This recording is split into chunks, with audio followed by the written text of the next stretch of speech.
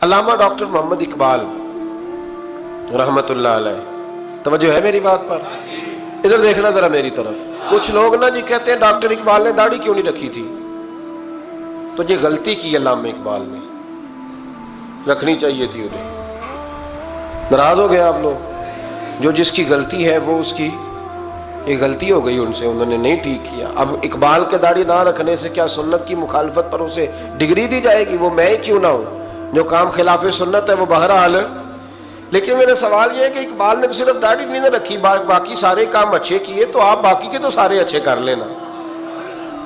اقبال نے جو کام کیا، جو دین کا درد دیا، جو پیغام دیا، جو جد و جہد کی، اس کو تو سمجھ لو نا.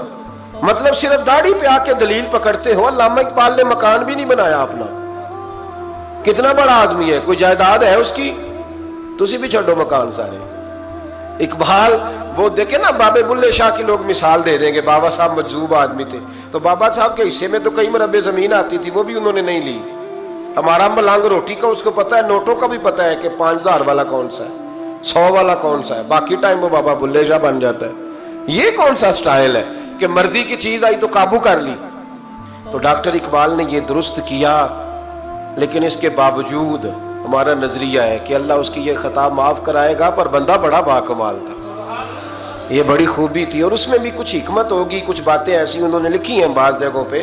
لیکن اقبال کی جو معرفت ہے، جو حسن ہے، جو وقار ہے ان کے لب و لہجے میں، اس کا انکار کیا جا سکتا نہیں. لیکن اس کو ہم ڈیفینڈ بھی نہیں کرتے. جو کسی میں کوئی کمزوری ہے وہ بہرحال اس کی. وہ ایک سوال بڑا اٹھتا تھا، لوگ کہتے تھے کہ آپ روز داڑھی کی بات بھی کرتے ہیں اور علامہ اقبال کی بات بھی کرتے ہیں، تو میں نے آج اس کی وضاحت کر دی. بات کی سمجھ آ گئی آپ حضرات؟ علامہ اقبال نے ایک بات لکھی ہے. اقبال کہتے ہیں جب میں لندن میں وکالت کرتا تھا تو ایک خاتون تھی، لیڈی بارنس اس کا نام تھا. چھوٹے موٹے مقدمات لے کے وہ میرے پاس آتی تھی. بی بی ایک ہوٹل چلایا کرتی تھی، اس کا خامن جو تھا وہ فوج میں ملازم تھا. اقبال نے خود لکھا ہے، اقبال فرماتے ہیں کہ ایک دن وہ خاتون پھر کسی کیس کے سلسلے میں میرے پاس آئی، تو جب وہ آئی تو اس نے نقاب اوڑھا ہوا تھا، برقع کیا ہوا تھا. تو چونکہ اس نے نقاب اوڑھا تھا، مسلمانوں کی نشانی تھی. نقاب اوڑھنا کن کی نشانی ہے؟ اللہ آپ کو خوش رکھے. تو کہتے وہ نشانی چونکہ اہل اسلام کی تھی تو مجھے تجسس ہوا. میں نے کہا لیڈی خیریت ہے؟ میم صاحبہ یہ برقع پہنا ہوا ہے. تو کہنے لگی ہنس کے، اقبال مجھے پکا یقین تھا کہ آپ ضرور پوچھیں گے. تو میں نے کہا اچھا تو یہ برقع؟ تو کہنے لگی الحمدللہ میں مسلمان ہو گئی. تو میں نے فوراً کہا کہ آپ کا شوہر تو فوج میں ملازم ہے، فوجی کے لیے بدلنا اور پھر ملکی قانون اور یہ چیزیں. تو کہنے لگی اس نے مجھے کیا کہنا تھا، وہ خود کلمہ پڑھ گیا.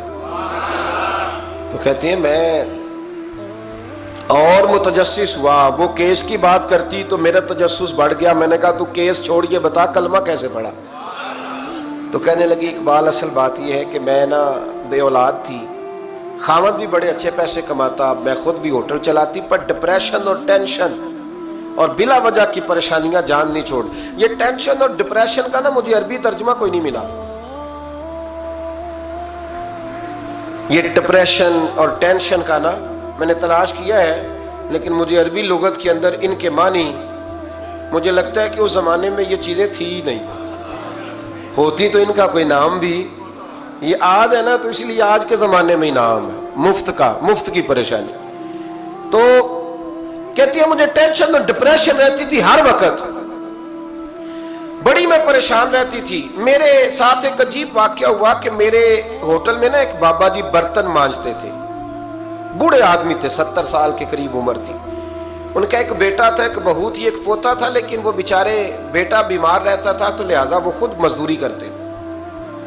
کہتے ہیں ایک دن وہ بابا جی میرے پاس آئے، کہنے لگے میم صاحبہ 2-4 دن کی چھٹی چاہیے. تو میں نے کہا خیریت ہے؟ کہنے لگے میڈم میرا بیٹا فوت ہو گیا. بیٹا، آپ کو پتہ ہے باپ کا جنازہ پڑھنا آسان ہے، بیٹے کا جنازہ اٹھانا بڑا مشکل کام. کہتی ہے میں کچھ لکھ رہی تھی، میرے ہاتھ سے قلم گر گیا. میں نے خود گاڑی بھیجی، بابا جی گاؤں چلے گئے جہاں وہ رہتے تھے. کہتی 2-3 دن کے بعد میں اور میرا شوہر گئے تو رستے میں ہم باتیں کر رہے تھے کہ کیا تعزیت کریں گے. ایک ہی بیٹا تھا، کوئی رشتہ دار بھی نہیں، تو اس کی تو کائنات اجڑ گئی، کن لفظوں سے اسے تعزیت کیا کہیں گے. کہتے جب ہم گئے تو وہ ٹوٹی ہوئی چٹائی پہ بیٹھا تھا، کچھ لوگ قریب تھے، ہم نے جا کے کہا بابا آپ مسلمان ہیں، ہم آپ کو کیا نصیحت کریں، ایک کی بیٹا تھا کہ کس طرح کر کے ہم آپ کو تسلی دیں، تو کہتے ہیں اس نے آنکھیں کھولی، بوڑھی آنکھوں میں ایمان کی روشنی، کہنے لگا بی بی کیا تعزیت کی بات کرتی ہو، میں نے کوئی پیسے جمع کرا کے بیٹا لیا تھا، خدا نے فضل سے دیا تھا، عدل سے لے گیا ہے، میں اپنے رب کے فیصلوں میں بڑا راضی ہوں، اللہ بڑا کریم ہے، وہ لے گیا، اس کا مال تھا۔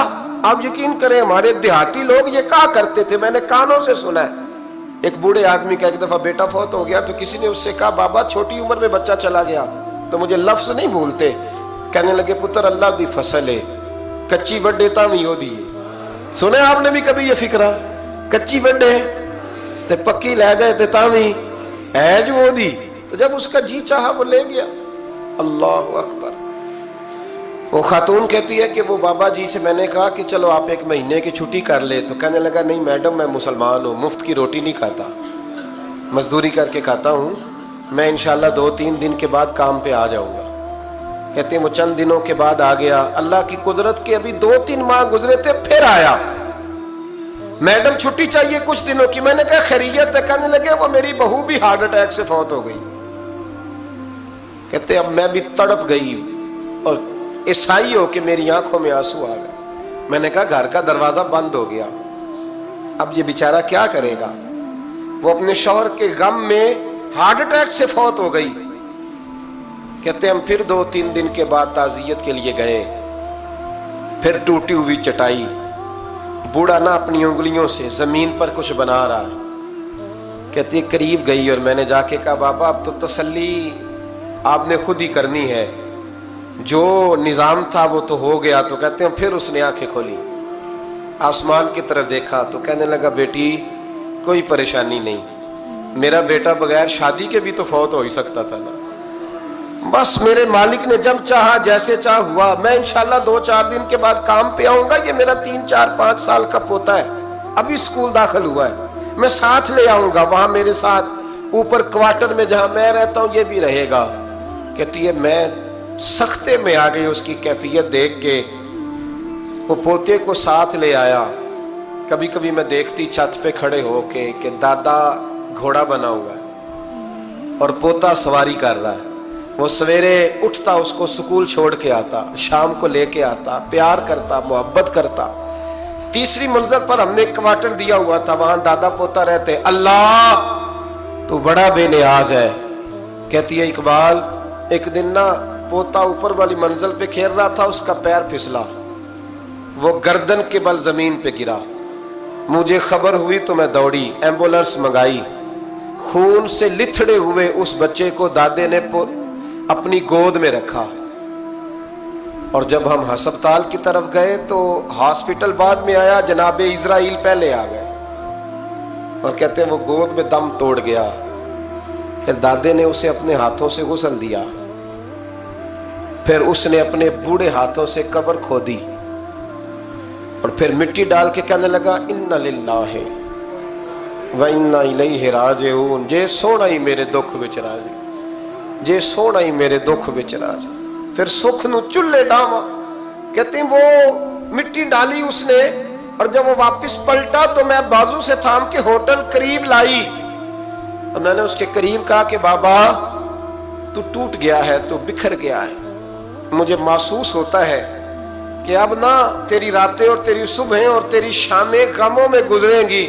تو کہتے ہیں یوں اس نے ہاتھ رکھے اور یوں آنسو چھٹک دیے، کہنے لگا میڈم کیوں میرے اندر کوئی عقیدہ نہیں، میں کوئی لوارث ہوں، میرا کوئی رب نہیں، میں کیوں پریشان رہوں گا، میں تو پکا ہوا پھل ہوں، تھوڑے دن گزریں گے قبر میں جاؤں گا، اور جب جنت میں جاؤں گا تو اللہ میری بیٹے سے بھی ملاقات کرائے گا، میرے پوتے سے بھی ملاقات کرائے گا، میرا رب ساری ملاقاتیں کرا دے گا، میں اپنے اللہ کی رضا پہ بڑا راضی ہوں۔